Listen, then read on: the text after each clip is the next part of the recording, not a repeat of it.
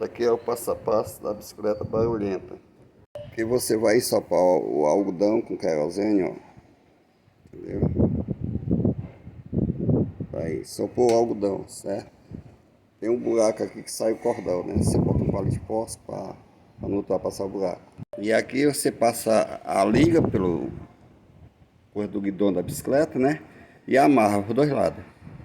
Pronto, o cordão está passado pelo eixo, dado um nobinho aqui, ó.